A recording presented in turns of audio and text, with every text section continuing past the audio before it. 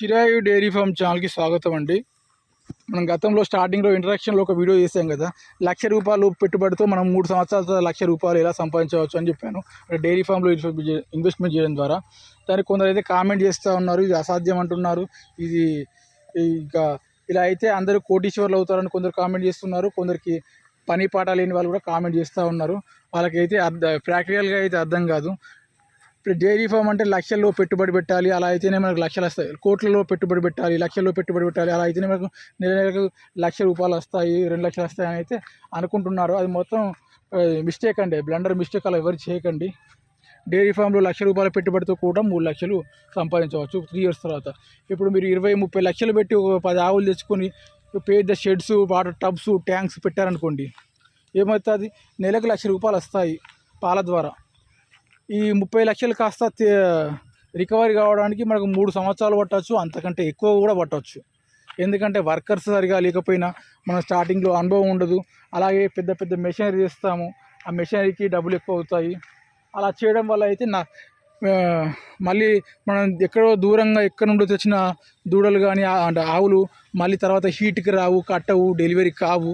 ఒక ఫస్ట్ లాక్టేషన్లోనే మనకు అవి కోల్పోయే అవకాశం ఉంటుంది. అవి దూరం నుండి తెచ్చిన ఆవులు అయితే మన వాతావరణానికి పడక చనిపోయే అవకాశం కూడా ఉంటుంది.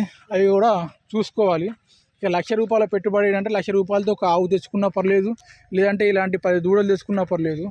ఈ 10 దూడలు తెచ్చుకుంటే మనకు 3 ఇయర్స్ తర్వాత ఇవే ఆవులుగా, గేదెలుగా మారే అవకాశం ఉంటుంది. మన వాతావరణంలో అలవాటు పడ్డ దూడలు కానీ, లేగ దూడలు కానీ, ఆవులు కానీ చనిపోయే అవకాశం ఉండదు. మనకు ఇలాగే యాక్టివ్గా కూడా ఉంటాయి. స్టార్టింగ్లో ఏంటంటే ఎలాంటి షెడ్ కూడా అవసరం లేదు. ఇక దూరంగా ఇక్కడ చెట్లు ఉన్నాయి కదా, అంటే ఊరి చివరి చెట్లు కానీ, మన ఇంటి పక్కన చెట్లు కానీ, అంటే విలేజ్లో అయితే విలేజ్లో డైరీ ఫామ్ ఎలాగూ పెట్టే వాళ్ళైతే ఆ విలేజ్లోనే పెట్టాలి. సిటీలో పెడితే మాత్రం అక్కడ వాతావరణం అనుకూలించదు. ఇక విలేజ్లో మనకు చెట్లు విరిగా ఉంటాయి కాబట్టి ఏదో చెట్టు కింద ఒక పరదా వేసి పరదా చాటుగా అయితే పెట్టవచ్చు. 1-2 ఆవులు తెచ్చి స్టార్టింగ్లో, అంటే ఒక ఆవు తెచ్చి ఆ ఆవు పాలు ఇచ్చేదాన్ని బట్టి మీకు అనుభవం కూడా వస్తుంది. ఆ పాల ద్వారా వచ్చిన డబ్బులు అంటే ఒక ఆవుకి మనం మినిమం ఒక 15,000 నుంచి 20,000 వస్తాయి అనుకోండి ఒక ఆవుకి నెలకు, ఆ పాలు అమ్మడం ద్వారా. ఆ పాల అమ్మడం ద్వారా వచ్చిన డబ్బులతో 1 లేదా 2 దూడలు తీసుకోవచ్చు 1 మంత్లోనే. మళ్ళీ నెక్స్ట్ మంత్లో మళ్ళీ ఒక దూడ, అలా నెల ఒక్కొక్క దూడ పెంచుకుంటూ పోవాలి. అలా ఈ చెట్ల కిందనే పెంచాలండి స్టార్టింగ్లో. ఇక గడ్డి విషయానికి వస్తే మాత్రం ఊరి చివర చెరువులు, గట్లు, పొలాలు, అలాగే గవర్నమెంట్ ల్యాండ్స్, కొండలు కోనలు విరివిగా ఉంటాయి. అక్కడ గడ్డి పుష్కలంగా లభిస్తుంది. మీకు గడ్డి జాతులు కూడా చూపెడతాను, ఎలాంటి గడ్డి దొరుకుతుందో. ఆ గడ్డి పెట్టడం ద్వారా, అంటే ఊరి చివర గడ్డి మేయడం ద్వారా, న్యాచురల్గా మేయడం ద్వారా వీటికి ఎలాంటి దానాలు పెట్టాల్సిన అవసరం లేదు. మెడిసిన్స్, మినరల్ మిక్చర్స్, కాల్షియం అవసరం ఏమి ఉండదు. నేను రీజన్ కూడా చెప్తాను.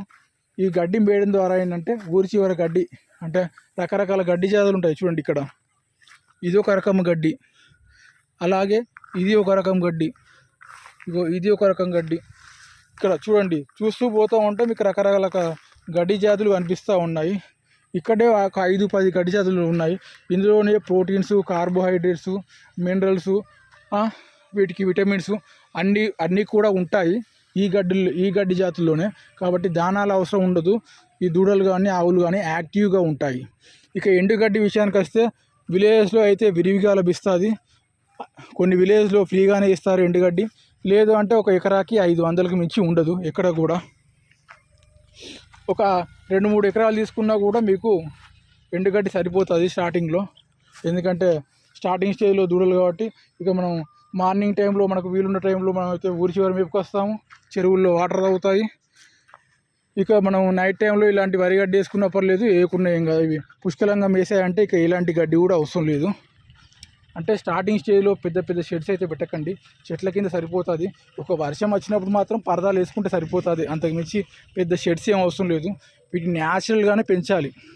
షెడ్లో పెంచితే మాత్రం మెయింటెనెన్స్ అయితే ఎక్కువ అవుతాయి. షెడ్లో రోగాలు అవి ఇవి వస్తాయి. మనం న్యాచురల్గా అంటే మన 90స్లో మన తాతలు ముత్తాతలు పెంచుతారు కదా ఊరి చివర, ఆ విధంగా పెంచితే మాత్రం ఇలాంటి మెయింటెనెన్స్ ఉండదు, మనకు లాభాలు కూడా ఎక్కువ వస్తాయి. ఈ పర్పస్లో అయితే చెప్పానండి. లక్షల్లో షెడ్స్ వేయండి, లక్షల్లో గేదెలు, ఆవులు తీయండి, అవి చనిపోతాయి. తెచ్చాక అక్కడ వాతావరణానికి అనుకూలించక చనిపోతాయి, దూరంలో వేరే వేరే రాష్ట్రాల్లో తెచ్చాక. అయితే నేను చెప్పలేదు, మీరు అలా మీరు అలా చేసి మాత్రం నష్టపోకండి. ₹1,00,000 సరిపోతాయండి స్టార్టింగ్లో. డైరీ ఫామ్లో ₹1,00,000 సరిపోతాయి. ఆ ₹1,00,000 మీరు కరెక్ట్ మెయింటైన్ చేసుకుంటే ఆ ₹1,00,000 కాస్త మీకు ఆ ₹1,00,000 పెట్టుబడే. మళ్ళీ మీకు ఏంటంటే సమయం ఇవ్వాలి, డైరీ ఫామ్కి సమయం ఇవ్వాలి, కొద్దిగా కష్టపడాలి అంతే. మీకు ఏంటంటే ఈ 3 సంవత్సరాల్లో మీకు అనుభవం వస్తుంది. ఈ అనుభవాన్ని మీరు పొందారనుకోండి, ఇక డైరీ ఫామ్లో మీరు కోట్లలో సంపాదించగలుగుతారు. ఈ పర్పస్లో స్టార్టింగ్ స్టేజ్లోనే లక్షలు ఇన్వెస్ట్మెంట్ చేసి వర్కర్స్పై ఆధారపడితే మాత్రం మీకు అనుభవం రాదు. ఏ ఏ ఆవుకు ఎప్పుడు ఏమైంది, దానికి ఎప్పుడు ఏ టైంలో మేతేయాలి, ఏ టైంలో వాటర్ పెట్టాలి, ఏ టైంలో డివార్మింగ్ చేయాలి, ఏ టైంలో దానికి ఏమైతే ఇలా చూసుకోవాలి, అది కూడా ఇంటి చిట్కాల ద్వారానేనండి. ఆవులైనా కూడా ఏ దూడలైనా కూడా ఇంటి చిట్కాల ద్వారానే వాటి వైద్యం అయితే వాటి హెల్త్ అయితే రికవరీ అవుతుంది. పెద్దగా మెడిసిన్స్ అవి కూడా పెట్టాల్సిన అవసరం లేదు. ఇలా షెడ్లలో పెంచితేనే మాత్రమే మీకు అవి ఎక్కువగా ఇబ్బంది పెడతాయి, అంటే హెల్త్ ఇష్యూస్ వస్తాయి. న్యాచురల్గా బయట మేపుతూ మాత్రం ఇలాంటి ప్రాబ్లం ఉండదు. ఈ చిన్న దూడ కాబట్టి మనం ఇందులో బంధించాము, అంటే వేరే వాటిని రానివ్వకుండా పాలు తాగుతుంది, ప్రాబ్లం ఏం లేదు. మళ్ళీ దానికి కొంచెం కింద ఎండగడ్డి కూడా వేసాను చూడండి, హీటు ప్రొడ్యూస్ కావడానికి.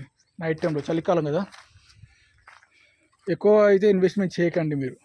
బయట తిప్పుతూ మేపితే మాత్రం మీకు ఎలాంటి దానాలు పెట్టాల్సిన అవసరం లేదు, ఎలాంటి మెయింటెనెన్స్, జీరో మెయింటెనెన్స్ అండి.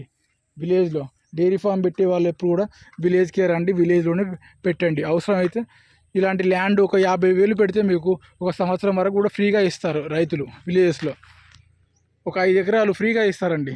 అంటే ఫ్రీగా అంటే కౌలుకి ఇస్తారు. ఒక 50,000 ఇక 50,000 ఇచ్చామనుకోండి, ఒక 5 ఎకరాలు మనదే అవుతుంది సంవత్సరం పాటు. ఇలా అందులో ఫ్రీగా మేపుకోవచ్చు. ఇలాంటి పంటలు వేయకుండా అవి ప్లవింగ్ అంటే ట్రాక్టర్తో నీళ్ళ సారం చేయించి దున్నిస్తే వాటర్ పెట్టేస్తే వర్షాలకి అవి గడ్డి పడుతుంది, వివిధ రకాల గడ్డి చేతులు పడితే అందులోనే మేస్తాయి. ఇక మీకు ఇప్పుడన్నా ఊర్లోకి వెళ్ళినప్పుడు లేదంటే హెల్త్ బాగాలేనప్పుడు అప్పుడు ఎండుగడ్డి వేస్తే సరిపోతుంది తిప్పకుండా. ఈ పర్పస్లోనే నేను ఇంట్రడక్షన్లో ఒక వీడియో చెప్పాను. ₹1,00,000తోనే ఈ విధంగా మనం ₹1,00,000 పెట్టుబడితోనే 3 సంవత్సరాల తర్వాత నెలకు ₹1,00,000 అయితే సంపాదించవచ్చు. 3 సంవత్సరాల తర్వాత ఈ దూడలే మనకు ఆవులుగా తయారవుతాయి కదా. ఆవులుగా తయారైనప్పుడు వాటి పాలు అంటే ఒక్కొక్క గేదె కానీ ఒక్కొక్క ఆవు కానీ మనకు ₹15,000 పాలు ఇచ్చే అవకాశం ఉంటుందండి. అంటే వాటి కాస్ట్ మన బ్రీడ్ని బట్టి కూడా 15,000, మినిమం 10,000 అండి. తక్కువ లో క్వాలిటీ బ్రీడ్ అయితే 10,000. మనం తెచ్చుకునేటప్పుడు ఎప్పుడు కూడా క్వాలిటీ బ్రీడ్స్ తీసుకుంటాం కదా. మనకి ఎంత అండి 5-6 వేలలో దూడలు వస్తాయి, చిన్న చిన్న దూడలు 10,000 లోపే వస్తాయండి దూడలు. ఆ 10,000 లోపు దూడలు తీసుకుంటే 3 years తర్వాత మనకు ఒక్కొక్క దూడ ఆవుగా తయారయ్యి గేదెగా తయారయ్యి మనకు ₹10,000-15,000 పాలు ఇస్తుంది. 3 years తర్వాత మనం ఇలాంటి షెడ్స్ ఏమైనా ఏర్పాటు చేసుకున్నాం అనుకోండి, ఆ షెడ్లో పెడితే కొంచెం మెయింటెనెన్స్ అవుతుంది. ఇక మనం బయట తిప్పడానికి అవకాశం ఉండదు షెడ్ కట్టినప్పుడు. అప్పుడు కొంచెం దానాలు లేదంటే ఇక ఇతరత్ర వాటికి కార్బోహైడ్రేట్స్ అలాంటివి ఉంటాయి కదా, అంటే మినరల్స్ విటమిన్స్ కావాలంటే దానాలు పెట్టాలి. అప్పుడు ఒకే రకమైన గడ్డి వేస్తేనే పెట్టండి. లేదు ఇలా బయట తిప్పామనుకోండి, 3 years తర్వాత కూడా మేము షెడ్లో లేదు బయట తిప్పుతూ మేపుతున్నామంటే మాత్రం ఇలాంటి దానాలు కూడా పెట్టాల్సిన అవసరం లేదు. ఇక మెయింటెనెన్స్ ఒక ₹50,000 తీసేసిన 3 years తర్వాత పాలు ఇచ్చేటప్పుడు ఆవులుగా తినేటప్పుడు ఒక మెయింటెనెన్స్ ఒక ₹50,000 తీసేసినా కూడా నెలకి ₹1,00,000 పైనే మనకు మిగిలే అవకాశం ఉంటుంది. ఇప్పటికే వీడియో చాలా లెంత్ అయిందండి. వీడియో యొక్క ముఖ్య ఉద్దేశం మీకు ఉద్దేశం అర్థమైంది అనుకున్నాను. ఇక కామెంట్స్ చేసే వాళ్ళకైతే క్లారిటీగా అర్థమైంది అనుకున్నాను. బాయ్.